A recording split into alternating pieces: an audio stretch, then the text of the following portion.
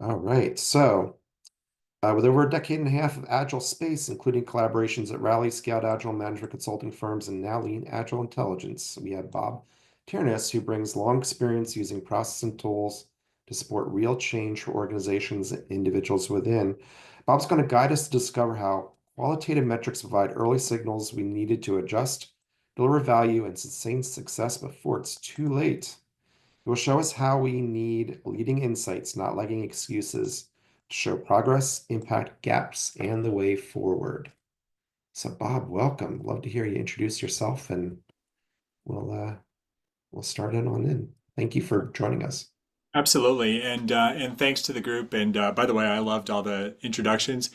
It's fantastic to know to get a sense of community within as much as we can through Zoom, and then also to hear that this topic is so resonant and relevant for people either just in their professional, in their professional trajectories, but then also specifically that there are projects, or better said, work that's being done right now in the transformation space that can benefit from this. So thank you to Ken, co-host Natalie, and the entire group for having me. And with that, I am going to share my screen here, and we'll get moving. And I heard not only that the topic was relevant to folks, but one of the reasons that they came is that the topic was bolded. So I feel like I can't just say this. I have to say, don't wait for failure, in probably a little bit of a commanding tone. Hopefully, it sounds like this is the webinar that everybody absolutely signed up for. So I'm delighted to be here. As I move here, as Ken, thank you so much for that fantastic introduction. My name, as mentioned, is Bob Ternes. I'm at Lean Agile Intelligence, supporting enterprises and partners. And in addition to having, a really awesome history in the Agile space, along with colleagues like Joel Foner, it's awesome to see you and the attendees. I've kind of realized that I love living in this intersection of process and technology and good intent to support organizations as well as the people who are within them. When I was at Scaled Agile and we were trying to figure out how to do amazing PI planning, I loved hearing the stories about all of the people whose lives, like this person who wasn't doing so awesome, but now that they're a Scrum Master, like I love the human element of these stories. I think I pulled out a Gil Broza book about the human side of Agile. I was going to goof on that earlier, but like that's the stuff that drives me as a professional. So, and that's why I think this topic is super resonant. It's weird that I'm the only one presenting. So to make this session as interactive as possible, I have some call and response stuff later. But then as any questions arise, and Ken, you can, I guess you as host, you can figure out where those might fit into our session today, whether maybe we bring those into the end and have those for conversation at the conclusion. I am flexible, sir. Wherever direction you want to go in, I can do. So, you want to hold them to the end, we can do that. We can ask people to put it in chat as they go, and then we can circle back at the Yeah, end. yeah, let's do that. If Okay. I can take them during the discussion, I'll do so. Otherwise, I'll parking lot them until the conclusion. Okay. So we'll use the chat as a parking lot for questions then for now. Yep. Sounds great. Cool. And as far as location, I am in Boulder, Colorado, and as part of my history, I used to cycle to Raleigh and then to Scaled Agile. So, personal history. Okay, so what are our learning objectives for today? We're going to talk about the causes of transformation failure, at least some of them, how behaviors can be made visible, and the power of qualitative metrics and how they can indicate early signals. So we're going to do some light semantics work throughout this discussion. Like a lot of terms within our industry, they're overloaded. And so we spend a lot of time when Mike and I, who is our co-founder, Mike McCalla, based in the Philly area, when we put these slides together, we made sure to just dial in the semantics of words like transformation, right? Which here we're defining as the continuous evolution of how work is done, how value is delivered, and how teams improve. It's an ongoing journey. We all know this, right? Transformation is a journey, not a destination. And this is really any transformation. This is agility, it's lean, it's safe, it's Scrum. Natalie, it's project to product, right? Or just, you know, catch all good old digital transformation. And by the way, our company makes a platform that supports transformation.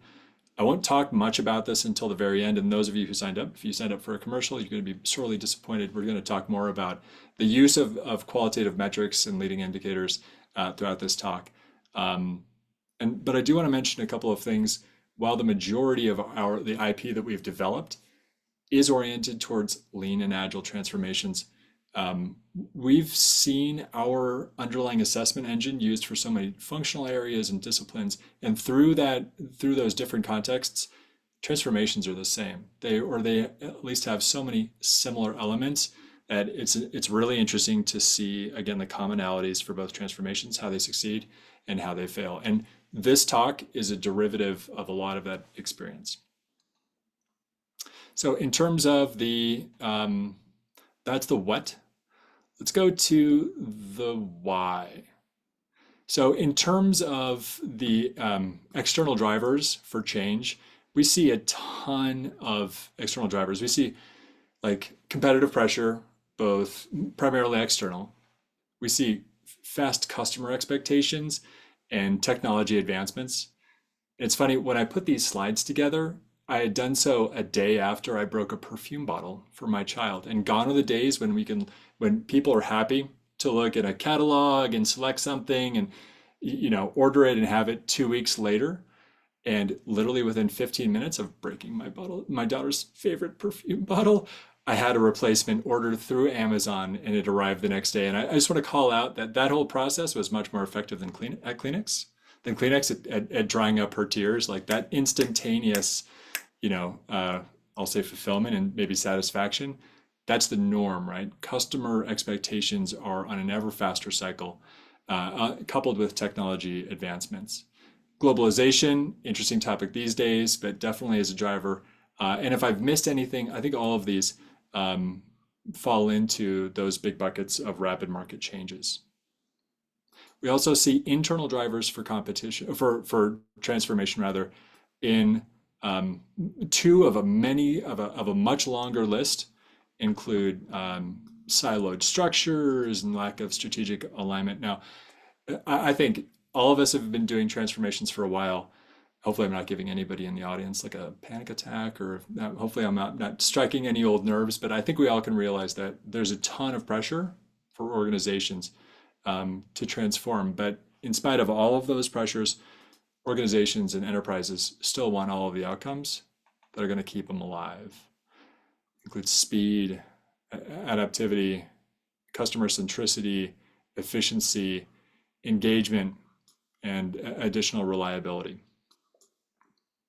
And when we were looking to understand how organizations transform, we leaned on that old mental model of people, process, and technology.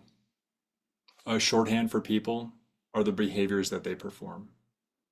Process often shows up as frameworks or process docs or even tribal knowledge. Now, here's an example, like the old, we do it this way because that's what leadership expects. And in the absence of like a formal process, people will still do it that way because they like their jobs, right? So process is either documented or tribal knowledge. And then finally, technology represents the tools. And this could be anything across the entire tech stack, from end user applications to big mainframe.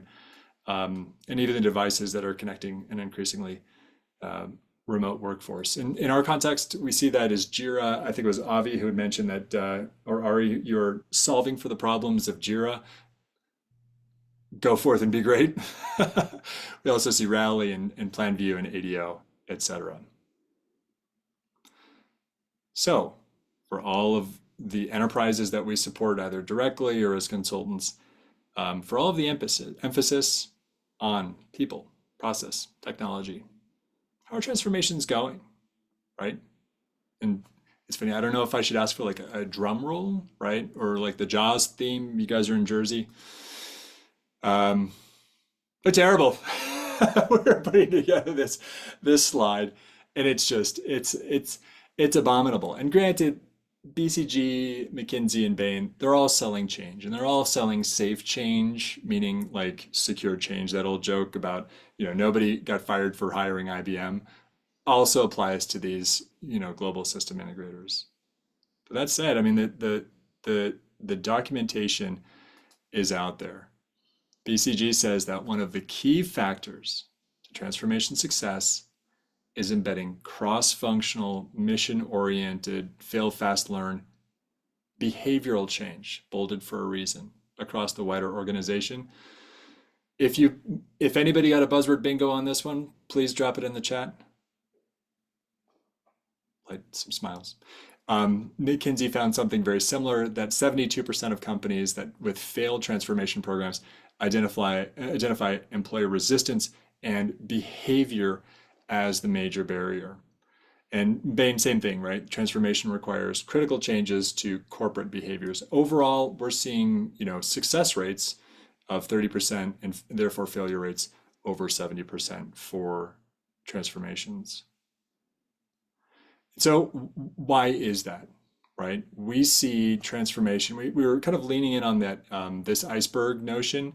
It's a perfect metaphor for change, and that's because a lot of organizations, when we talk about people, process, and technology, they are focusing on those things that are most visible and that they can control.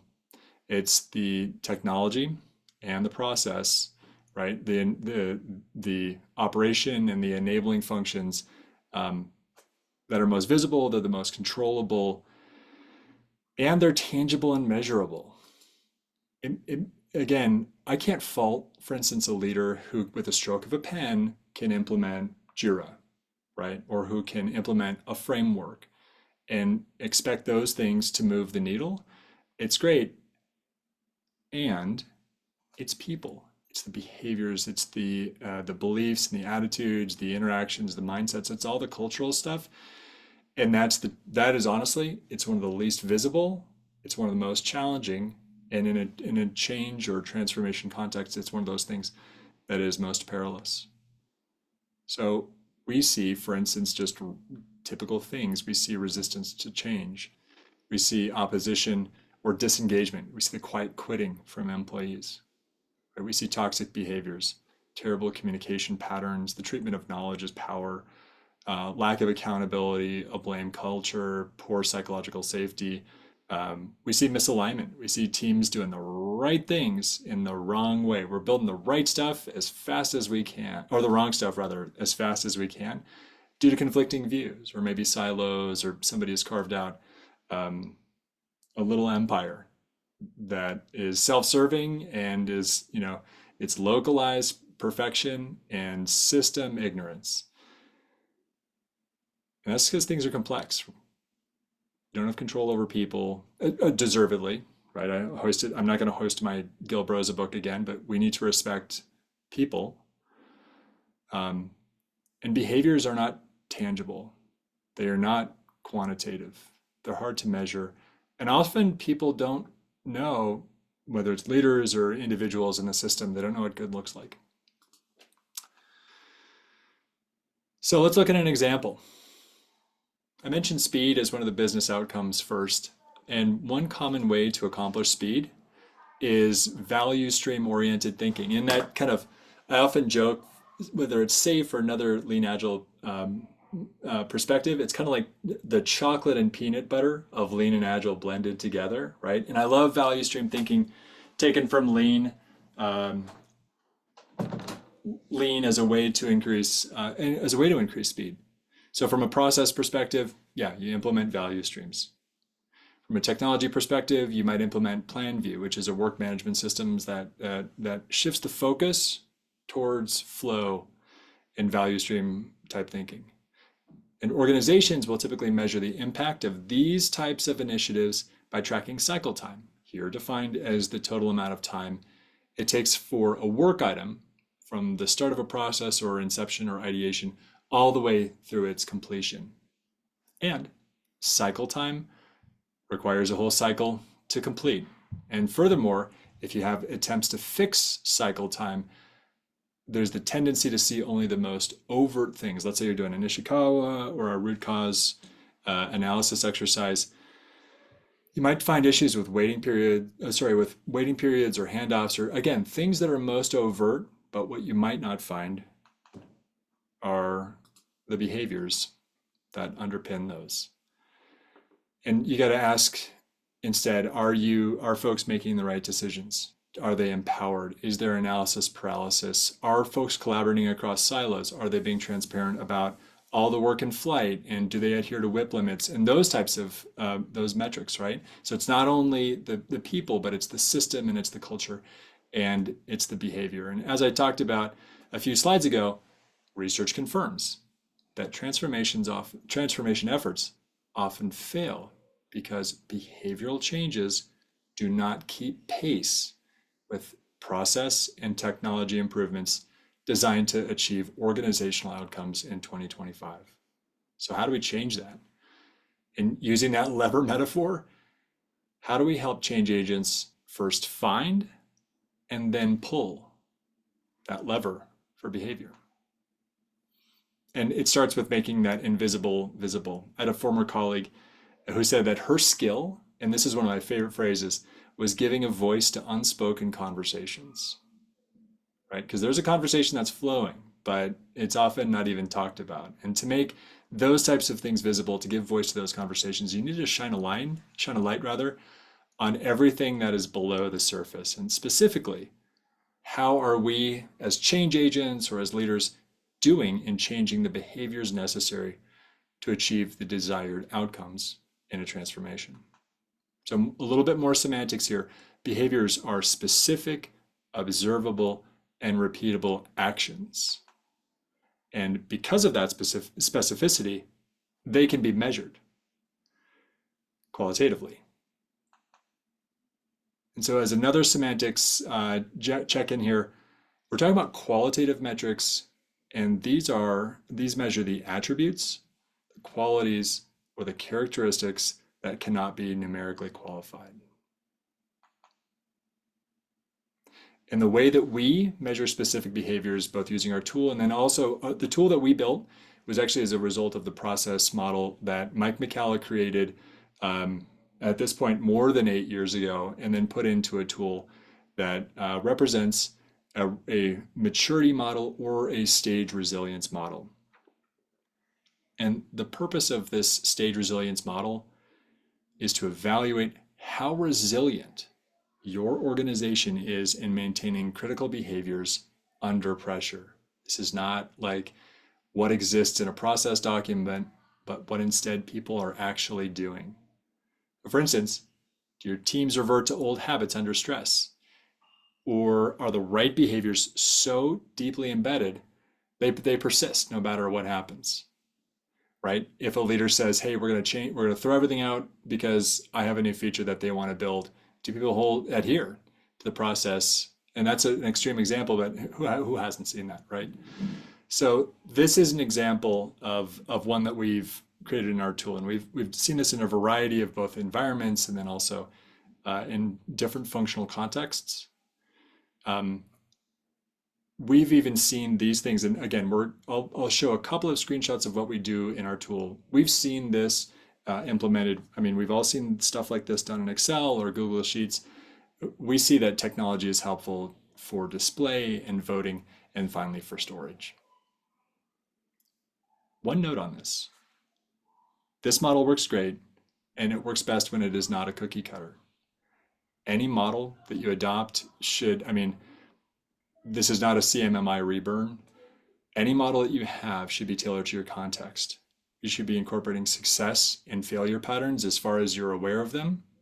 You should also, this is a great place, we as Agilists, we can lean back on, if we can lean in on our knowledge of like the TPS, right? We can talk about waste and why that is important and why cycle time or any of the other things that we hold dear.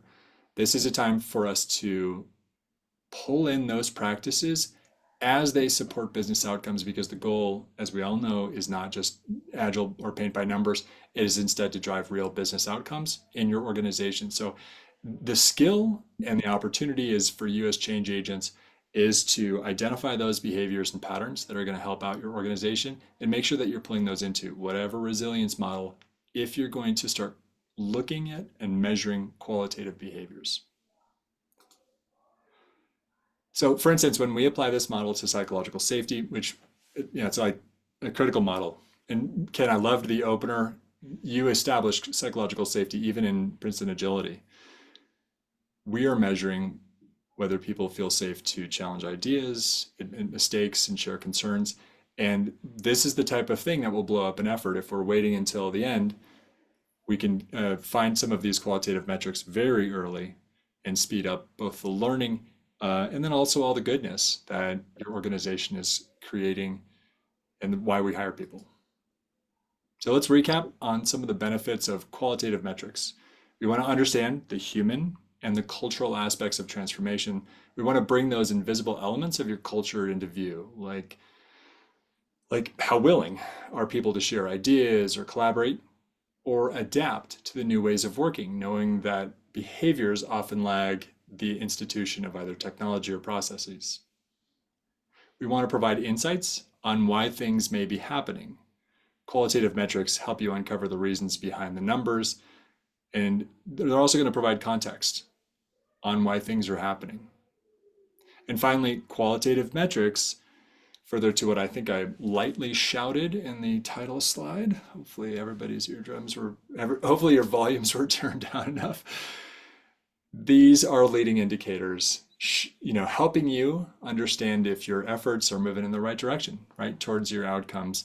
And these are going to be able to be gathered early in the process and indicate progress. So let's do two things. Let's pull the future state together with today's current state.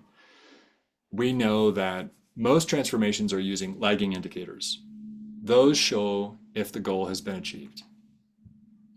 If you want the full picture, if you want this comprehensive view, the whole point of our discussion is to pair your lagging indicators with leading indicators. And those provide those early signals on process towards the outcome.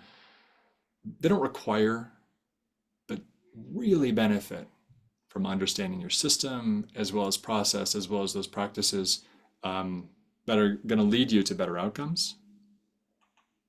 And here's the rub, is that lagging indicators are often really easy to pull from your ALM or et cetera. By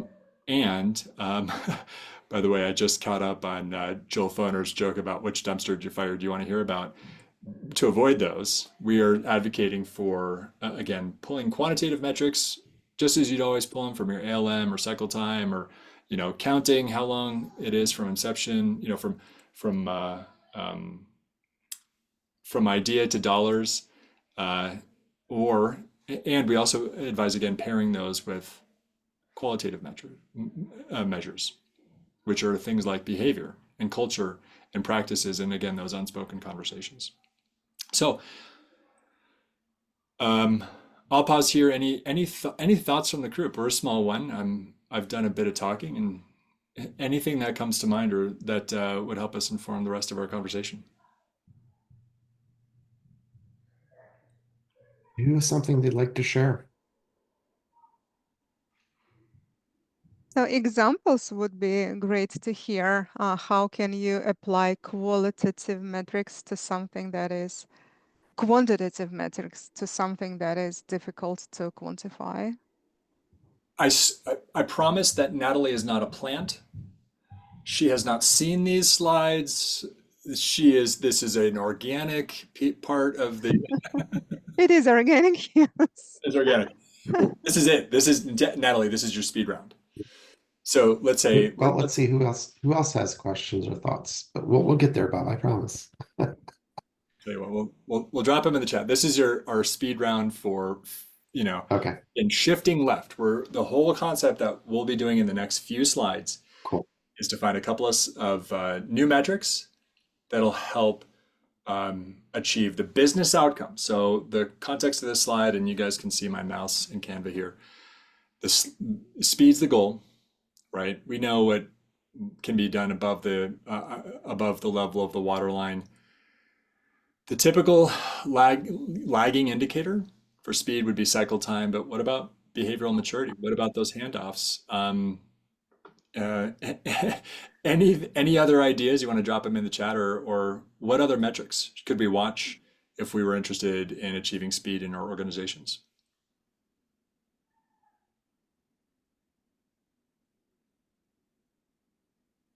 This might be, well, I'll start with another one here. Reliability and adaptability. We often see defect counts, right? Quality. Let's wait until either it's integrated or what have you. What happens? How frequently do people integrate code? And Lucy, I see that your hand's raised.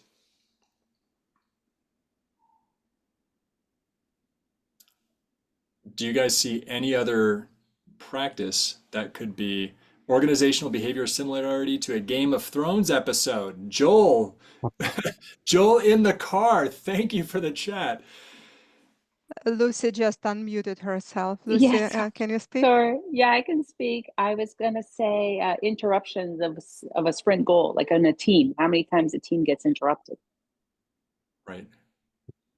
And wouldn't it be great as transformation, as change agents to have metrics to be able to point to that, to bring that to leaders and say, hey, here's the correlation between interruptions and quality. So if let's say predictability is another one, and I'll move quickly through these so we can open up the floor to more discussion.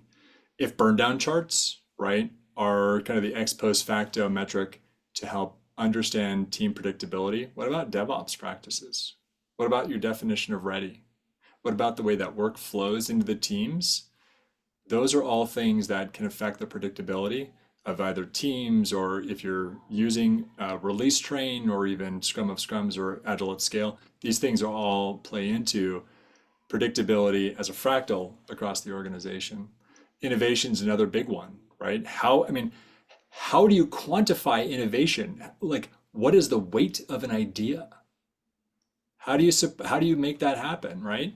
ROI is like the most laggy indicator ever. It's like you're looking at, if you're trying to like fix innovation by looking at a balance sheet, that's a long time away. Instead, what about an organizational mindset that, supports actual innovation and psychological safety to be wrong? Because that's what it's going to take for new ideas, is folks have to have the safety to know that if they're wrong, that's okay, but it's all about in service of organizational goals. So I mentioned that I would talk very briefly about our platform. And the reason that I do this is we made mention to LAI in the last time we did this talk. And somebody at the end of the discussion said, what's LAI? And I figured it would be nice to have a couple of slides to show how we have this tool that enables this to happen. So we have out of the box behavioral assessments. And guys, we bring these into places with high psychological safety and the ability to discuss what's happening in ways that allow respondents to self-assessments describe what they observe. If I were to ask anybody in the DC area how bad the traffic is on a Tuesday in general, on a scale of 0 to 10, and Renee, in Bismarck, North Dakota, is it cold? Never, sometimes, half the time, 3/4 of the time, or all the time? All the time. But I talked to a local and they said it's only cold for 1/4 of the time. So what we found is staying away from subjective questions and answers. And it's so difficult to improve from a 3 to a 6. What does that mean? And so instead, we've built a tool that allows for very concrete questions and answers so that respondents can say, this is exactly what I'm doing. This is what I observe. And when people get together to vote, and if there's irregularity, even within a team, it's not my sometimes is not your sometimes, or we did it really well for 2 weeks and therefore we're masters at it. And so we've tried to reduce the bias in the way that questions about qualitative assessments or qualitative metrics that are often behavioral, we try to reduce the bias in that. We try to show teams what better looks like, which is a huge challenge. And in general, we focus on action. Again, you can use our tool, you can not use our tool, but this is, again, a better practice that we've seen that is hopefully reproducible across different contexts. And Joel, then did you have finally, something? I'm sorry, Joel, did you have something to add? Joel went off mute. All right, I'm sorry, go ahead, Bob. and Joel, you're welcome to interrupt me if anything pops up. And then finally, our tool, we realize that the goal is not agility or lean practices, but instead it's outcomes, it's business outcomes. So out of the box, all of our questions and answers in the umpteen questions that comprise like 60 templates for individuals and teams and groups at scale, they all map to the business outcomes that leaders really care about: time to market and customer satisfaction, employee satisfaction, responsiveness, predictability, innovation, and reliability. And furthermore, these can be expanded. Our entire engine is infinitely customizable. Like, here's a question about focusing on value. This is like a starter kit. You can use us out of the box as is, or modify us if you'd like to see something different. These support responsiveness and time to market, innovation, customer satisfaction. And then finally, we have a coaching assistant that helps you focus on improvement based on a weighting of business priorities. So hopefully that's the light sermon with hopefully a solid helping of soup that talks about how to really use qualitative metrics. Final thing is we've got all types of outputs that help folks see current and then derive future state. So as we look at qualitative metrics in general, here are the questions that we hope that inspection or use of qualitative metrics help answer. What behavioral patterns are emerging? Are they fueling our outcomes or impeding them? What correlations do we see with quantitative metrics? And what hypotheses can be formulated as we look to drive improvement? Whom do we need to help? How can we tackle these problems at scale? And what experiments can be run as we look to drive those solutions? And with that, I think that's the conclusion of our slide. Sorry, I'm going backwards. So I think you guys have understood kind of the process here to make the things visible and to pull them into the surface. And so to that end, if I can be of any value, if you ever want to check out our tool or just talk about transformation in general, I'll put my meeting link into the chat. But hopefully both in awareness of this tool, but more importantly, you guys have picked up we've hit our learning objectives, which is to say, understanding how qualitative metrics can allow you guys to shift left in terms of awareness and thinking about those factors that are going to drive better transformations. Yeah, so we had one comment from Joel talking about how maybe percent engineering available effort is allocated to technical debt removal, as an example. Could be an early indicator, right? That's a good one. Yeah. And then Laurent said, I have a comment about what happens to teams during a safe transformation. Teams may struggle to change not because the new practices are flawed, but because the foundational work of adoption, such as consistent practice, reflection, and support, doesn't always happen.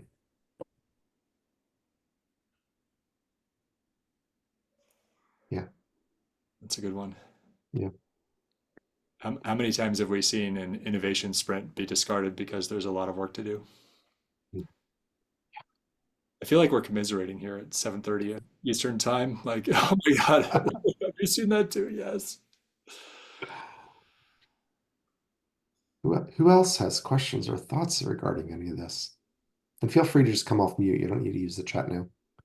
Ken, I'm just thinking about every single agile transformation that I've ever been involved in or I've ever helped drive. And Bob, you're absolutely right. If you don't have the people on board, if you're not focusing on the people component of the transformation, nothing else matters. It will not stick. So this is really resonating with me tonight. Right on. Thank you, Renee. It's funny when we put together that slide talking about Bain, McKinsey, and Boston Consulting Group. Those numbers, as well as the observation that behavior was underpinning all of those. I mean, much like Joel, I'll say that I've been doing this for at least 15 years, and so as to not scare anybody in terms of the duration, it was still pretty revelatory to see those numbers as well as the impact of behavior on the success of a transformation and outsized, right? Not just a plurality or not just a large, but dwarfing all other potential causes of transformation failure. So, not to be cliche, but I'm kind of curious for larger organizations, the types of assessments that you're doing for the qualitative metrics. Are you doing them like at a leadership level as well as at a team level, or like how does that work? Because you would want the behaviors to infuse throughout the organization, right? Right. And that's the thing.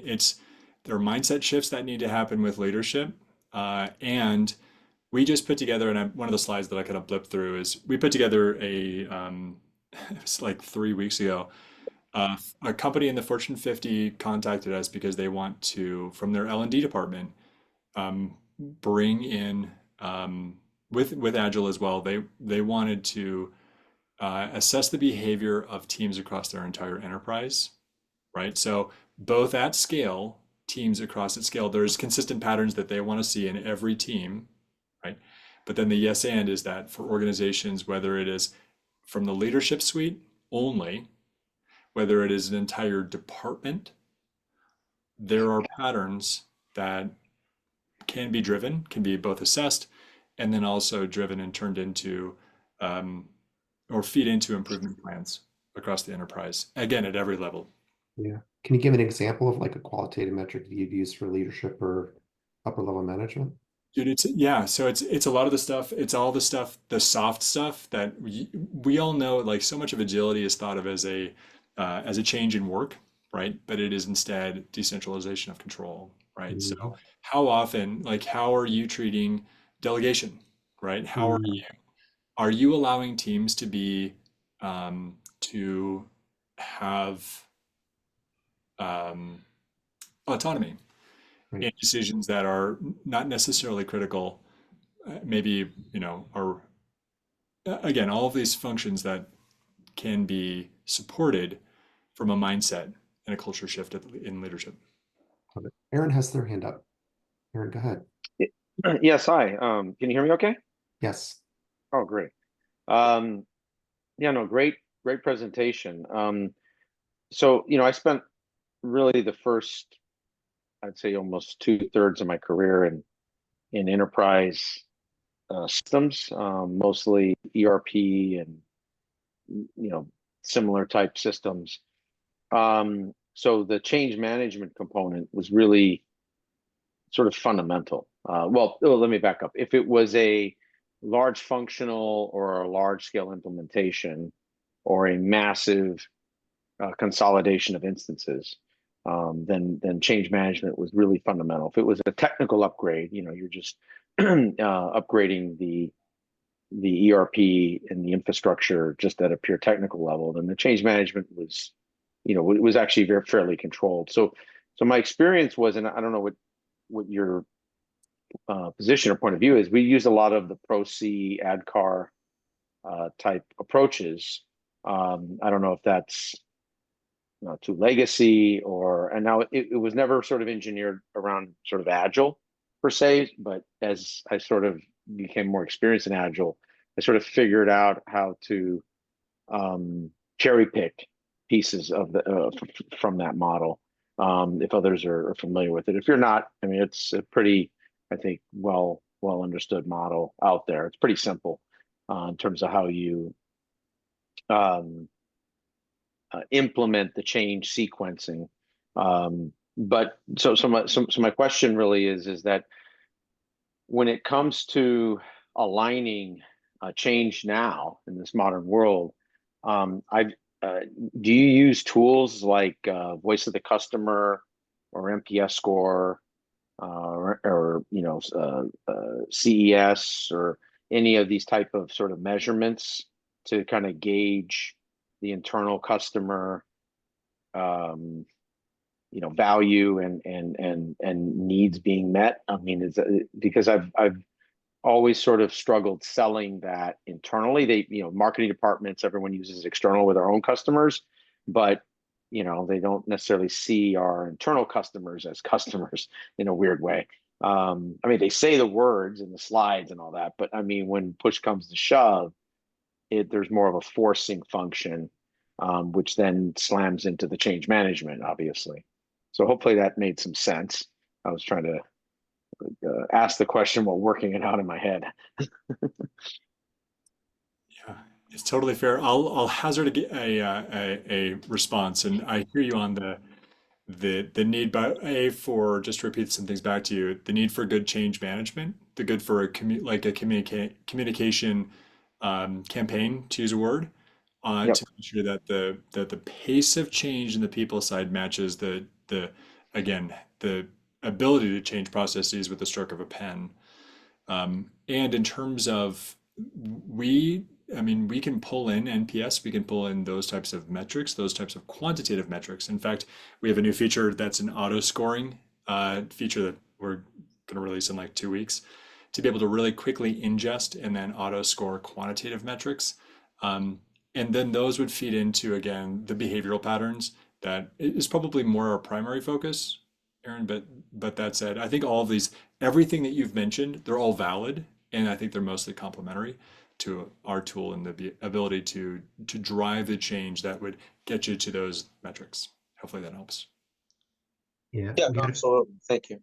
yeah, we had a question, we had a comment, I guess, asking, have you relied upon Cotter for change management? So, I would actually be interested in probably less of a question for me, but more for the group in terms of the 8-step model for change, if that's something that people have found valuable. Yes, that was me. I brought it up and I added that as well, Bob. I'd like to hear if anyone has seen it implemented.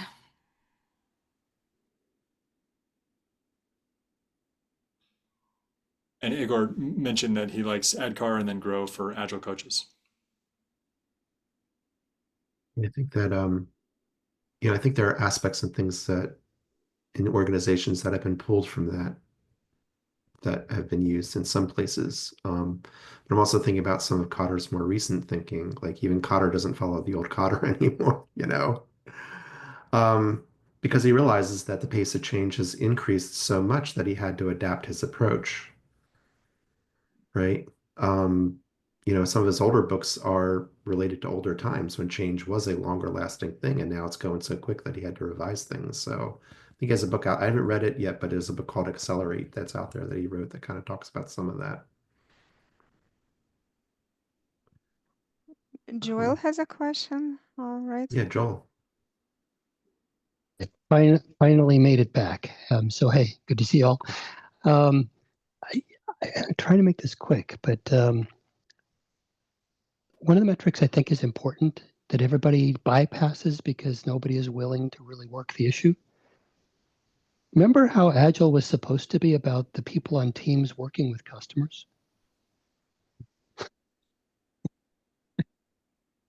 Maybe there's a cycle time of how often engineers actually have contact with an actual customer. I was doing some work literally this week with a company locally, and they were talking about problems with the product group and the marketing group and blah, blah, blah, blah, blah, blah, blah, not having any idea what to do. And I said to one of them, okay, so when's the last time you went to a factory floor or a warehouse? They do stuff, some of their stuff is in there, and experienced what it means to use your product in the wild with an actual customer. And they laughed and cried and said, yeah, well, never. Do you actually use your product as a user would? Well, these are the chief engineers who are like building the thing. No, not really.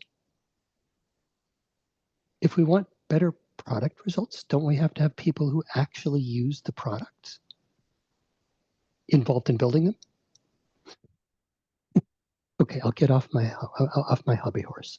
But it's one of those things that people, when I talk to them about it, they said, yeah, but Joel, you've worked with us for a while. They don't let us talk to customers. I said, okay, well, if we want to make things better, how are you going to make better decisions.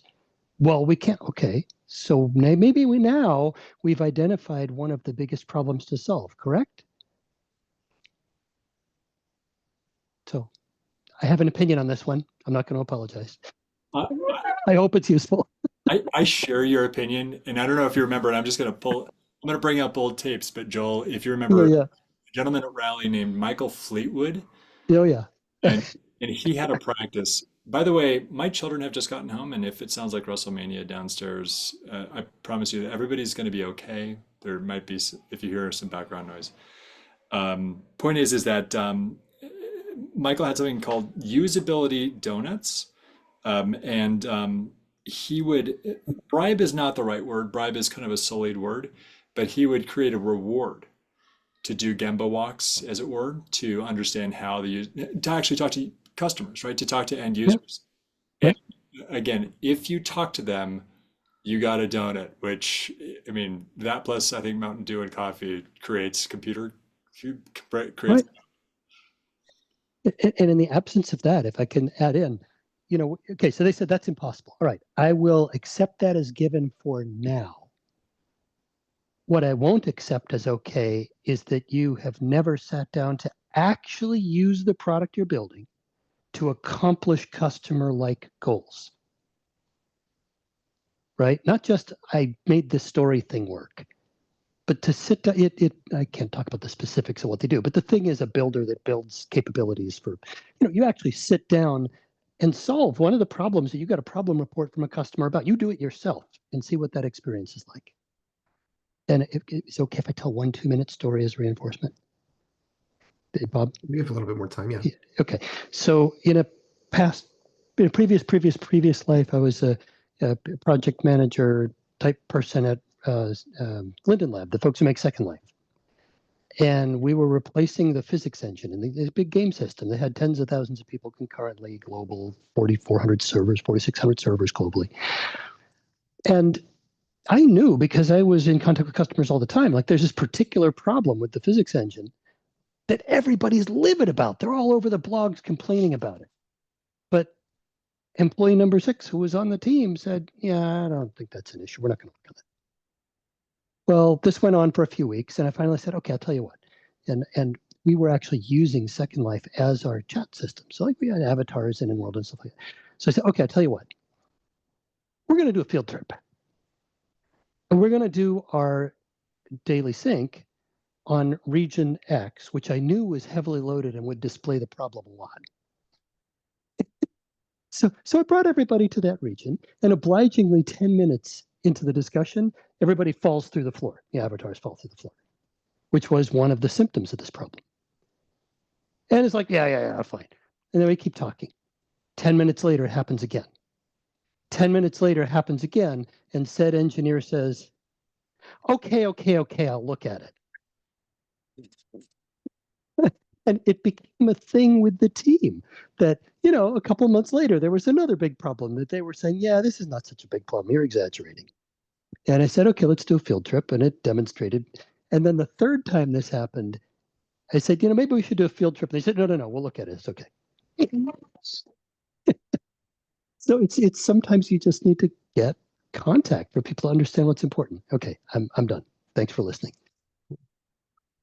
We have Aaron, who raised his hand, and actually I've got something that follows Aaron. So go ahead, Aaron. You go ahead first. Yeah, no, thanks. That was a great question. I mean, what I found is most enterprise projects or large scale programs are driven by traditional budgets and the boundaries of those budgets, and often those boundaries restrict the degree of, let's say, quality and organizational sort of incentives that can be changed, right? Because I've found that if you don't line up the performance incentives for people, you can try to force them into prioritizing quality or prioritizing customer engagement, but it's not usually too sustainable, and so I'm wondering, in your approach, especially the change management piece, the executive selling piece that you do, How have you, kind of crossed that Rubicon? Because I've always found that it's pretty difficult to get organizational leadership to sign on to a special sort of dispensation for a team or part of the organization when it comes to lining up, let's say, new performance, new quality, new degrees of customer engagement, and all the incentives that you need to have to sustain that. Hopefully that made sense as a question. Yeah, it's interesting in terms of either creating a dispensation or just in general speaking leadership's language. It's funny, we did a very similar webinar, and I'd be happy to do it for your group as well. And it talked about we actually have this content. It's basically how change agents can better speak the language of leaders, because that's the number one challenge is from my perspective is, we talk about it, and it's funny, I created an AI image of a leader staring at a whiteboard talking about story points because it never happens. Right? It only can exist in, in fantasy. But my point is that to be able to, like, leaders only make decisions to satisfy one of four major buckets of business outcomes. It's either to cut costs, to pursue opportunity, to comply with regulation, or to buy down risk. And so understanding how to work within those, and then also to create a business case, that is I wish that was like part of this, whether it's Scrum Alliance or, or Safe or Agile, whatever governing body, I wish that were part of the, I guess it is part of Safe, but creating this business case, and again, understanding what leaders care about and being able to create a through line between objective and both business objective or organizational objective and the topic at hand. That is the challenge. And I think if you can kind of thread that needle, then that's the way to get buy-off on the thing that you're looking to accomplish.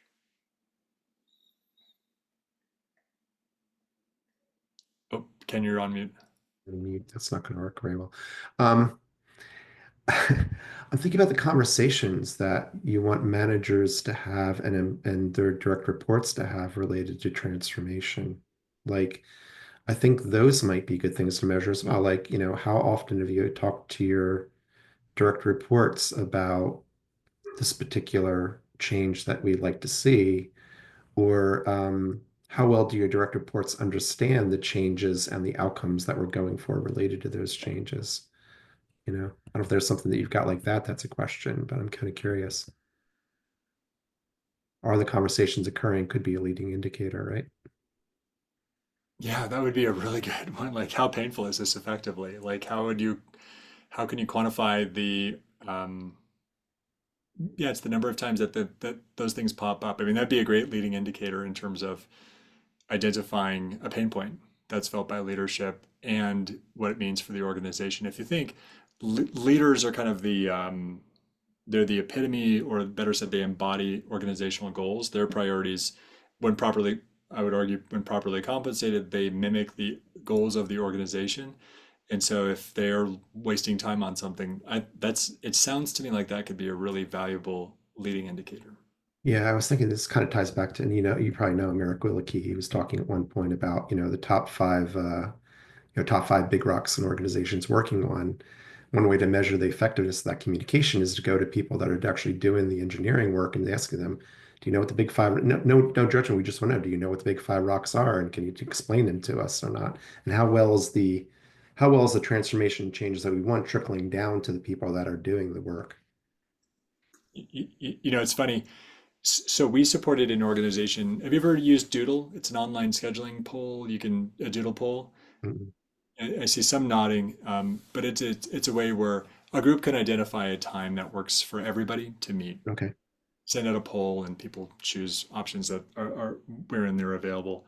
They used LAI, our tool, interestingly, they used LAI to determine that there is no additional easy improvement to be had at the team level, but then they needed to create a portfolio Kanban, and that was the way that they would make the teams more effective, is that they needed enabling at a higher level. But what's really interesting is the CEO, whose name is Renato Profico, says in his town hall, he says, if you don't know how the work that you're doing aligns to organizational objectives, stop what you're doing and find anybody to resolve that question. And that anyone can be even me, right?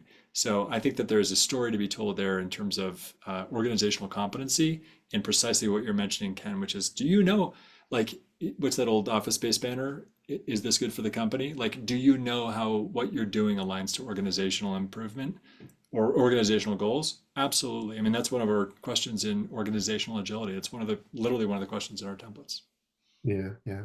And is what you're working on related to that? And if it isn't, then ask questions. Yeah. And Joel just put one on there. How aligned do you think the organization is on goals across groups? How aligned are individual KPIs with those goals? Yep. Yeah. Who else has a The question? reason I think we have time for maybe one or two more. Who else has questions or thoughts? I'm of course wondering what, Brett, you think about this question, about this topic.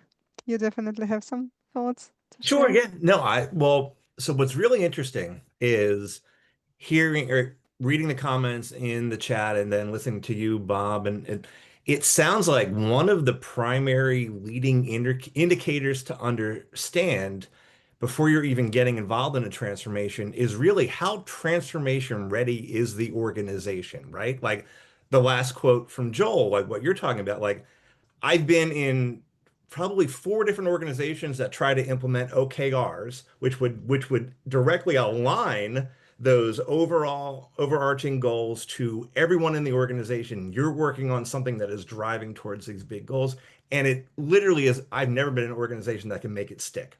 Like it all makes sense. You go through the process, and maybe it lasts a few quarters, and then it just never sticks around. So to me, I think some of the stuff that is fundamental and foundational is one, understanding like how ready is it, how far from where you're trying to get them to are they right now?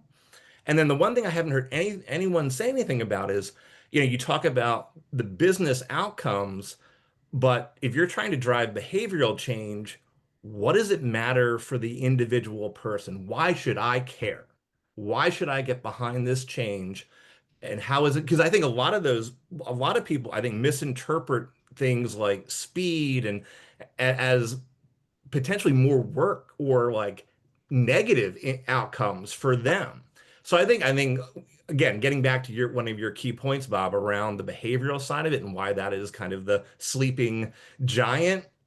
I think a lot of it just comes down to kind of understanding the individuals and the motivations and how you can work with them to help them understand why this is good, not just for the company. We're all certain, they're all servants of the company, but why is it good for them? What are they going to be able to do? And I think tying it back to the more customer-centric outcomes, like we're going to deliver on that mission as an organization, or we're going to deliver things that are going to make the quality of lives of the people that we're all building these things for better. And again, I think it's partly things that you can be monitoring and measuring, but it's also things that I think when you're kind of at the onset, you're you're telling the why. Like, why should I care about this transformation? Totally. And you're saying that individuals and interactions are important. I'm Joel, I'm speaking for you. But yes, I don't know if you see it in the comments.